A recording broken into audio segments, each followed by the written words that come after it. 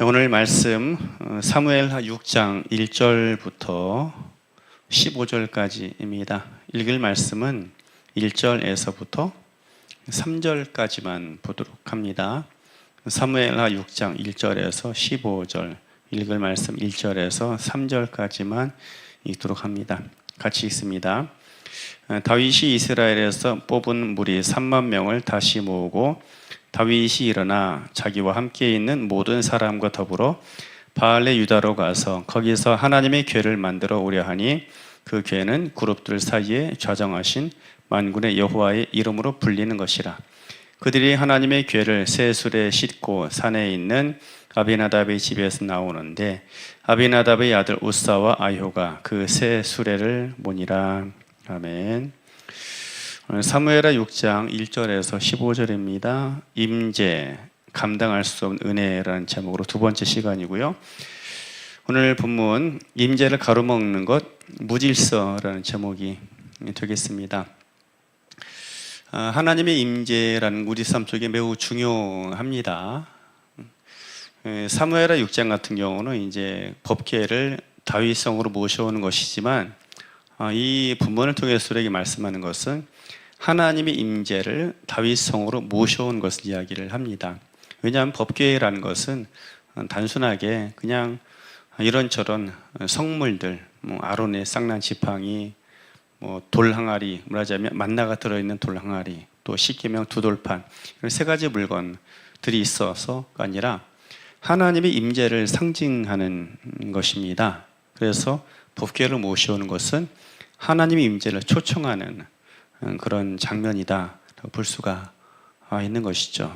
그래서 구약의 사건이지만 우리가 동일한 원리에 따라서 어떻게 우리의 삶 속에 그 하나님의 임재를 이끌어내고 하나님의 임재를 초청할 것이냐, 어떻게 하나님의 임재를 초청해야 되는가를 잘 보여주고 있는 부분이기도 합니다.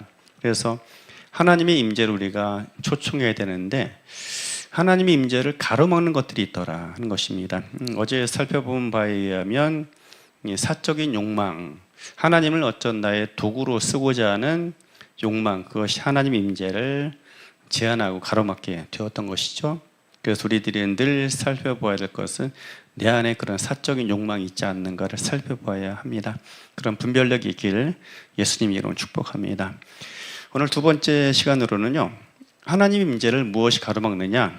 무질서함이 하나님의 임재를 가로막고 하나님의 일을 제한할 수 있다 하는 것입니다. 우리가 하나님에 대한 열심과 열정을 가지고 일을 하지만 열심이나 열정만큼 중요한 것이 있다면 질서입니다. 하나님께서 하신 사역 가운데 창조의 사역을 보면 하나님이 질서 속에서 일하신 것을 볼 수가 있습니다. 그리고 하나님의 창조의 단계 두 번째가 바로 질서의 창조인 것을 우리에게 보여주고 있는 것이죠. 하나님은 모든 것을 초월하신 초월자입니다. 모든 원칙과 모든 존재하는 것 위에 초월해 계시는 분이라는 것이죠. 그래서 그 어떤 계산도 어떤 공식도 하나님을 담아낼 수가 없어요. 하나님 모든 것 위에 초월하신 절대자이기 때문입니다. 그런데 모든 것을 초월하신 분이지만 하나님께서 일하실 때 방법 없이 일하시지 않는다라는 것입니다.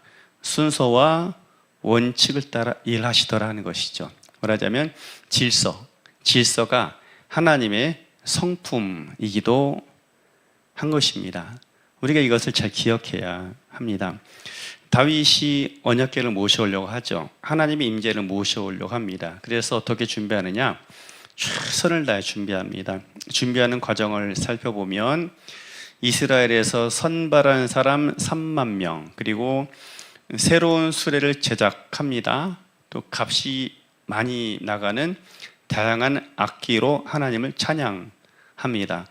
여기까지만 보면 누가 보아도 이 정도면 하나님이 충분히 감동하실 것이다 라고 할 정도로 대단한 준비를 했던 것입니다. 그러나 이 과정을 조금만 더 살펴보고 말씀 읽어가다 보면 뭔가 잘못돼도 대단히 잘못됐다라는 것을 우리가 볼 수가 있죠. 왜 그런가 하면 새 수레를 만들고 또 송아지가 이 하나님 언약궤를 실은 수레를 끌고 오는 것은 우리가 보기엔 대단히 좋아 보이지만 그 하나님께서 원하시는 방식이 아니었기 때문이에요. 그것은 어떤 방식이냐? 블레셋 사람들의 방식입니다. 예전에 그 엘리 제사장 시절에 전쟁터에 사람들이 자꾸 패배하니까 하나님이 언약궤를 들고 나간 거예요. 언약궤를 들고 나가면 전쟁에서 이기겠지라는 것이죠. 그런데 결과적으로 그 전쟁에서 엄청나게 패배를 합니다. 그리고 그 하나님의 언약궤마저 빼앗기게 됩니다.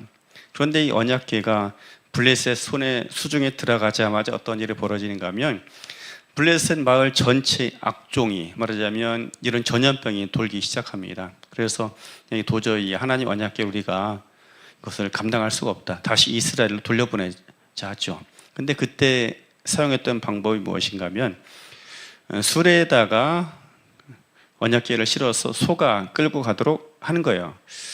이것은 블레셋의 방식이고 또 과거 그 주변에 있는 사람들이 했었던 그런 방식인 것입니다. 어떻게 보면 사람들이 메고 가는 것보다 수레에 싣고 끌고 가는 것이 훨씬 더 세련되고 편리하고 아니면 멋진 방식이었을 것입니다. 더군다나 본문을 보면 새 수레, 새로 만든 수레라는 표현이 계속 나와요. 그러니까 다윗이 언약궤를 모셔오는데 얼마나 많은 공을 들였는지를 분명히 이제 보여주고 있는 것입니다.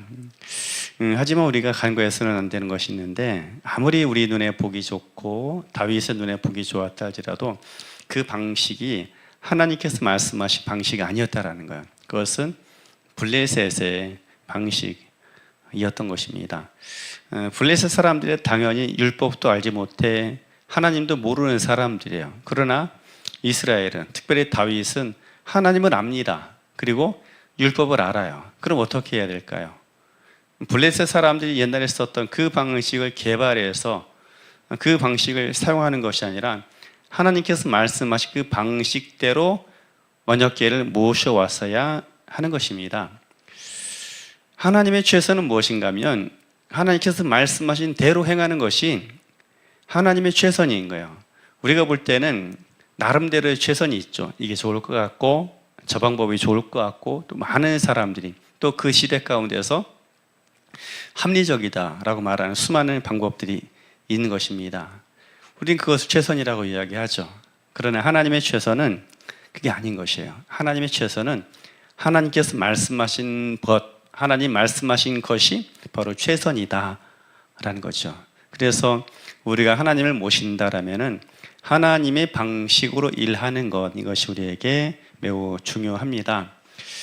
우리에게 구원과 축복은 인간의 최선을 통해서 오는 것이 아닙니다. 하나님의 방식을 통해서 오는 거예요. 우리가 볼 때는 사람을 구원하는 게 이 세상 회복하는 게 왜 그처럼 구닥다리 같고 번거로우냐 생각하겠죠. 더군다나 여러분 십자가 생각해 보십시오. 예수님의 십자가 사역을 통해서 하나님의 사람을 구원하셨고 세상을 회복하십니다.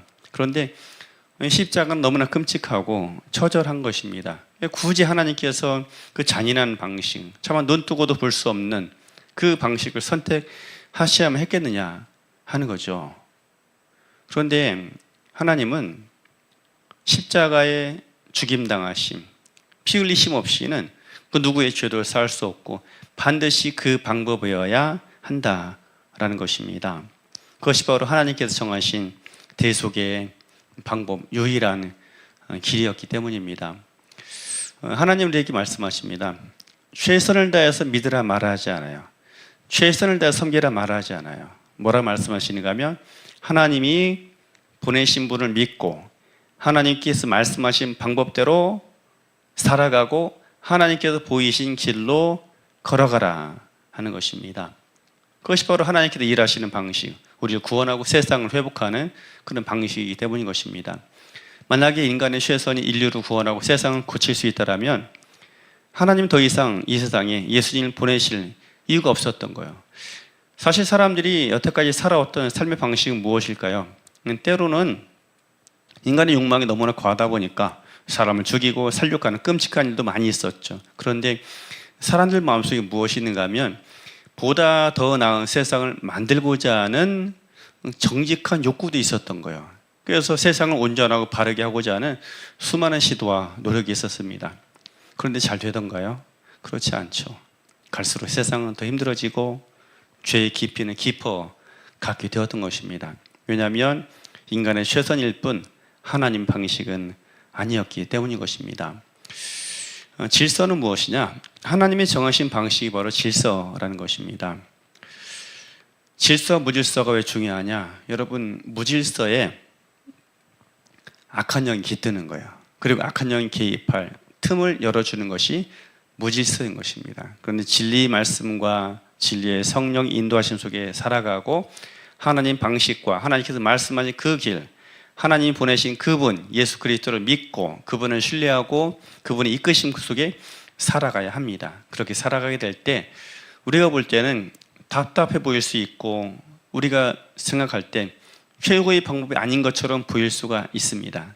그러나 하나님은 바로 하나님의 그 방법을 통해서 하나님의 질서를 통해 이 땅에 평화를 가져오시고 구원을 만들어가게 되는 것입니다. 그래서 나름대로 내 눈에 보기에 좋은 대로 판단하고 믿고 살아감이 아니라 하나님이 말씀하시는 방식, 하나님 말씀과 지금도 우리 가운데 역사하시는 진리의 성령이 인도하심 가운데 살아가야 합니다. 그것이 우리가 할 수 있는 최선이며 최고며 질서에 있는 그런 삶인 줄로 믿습니다.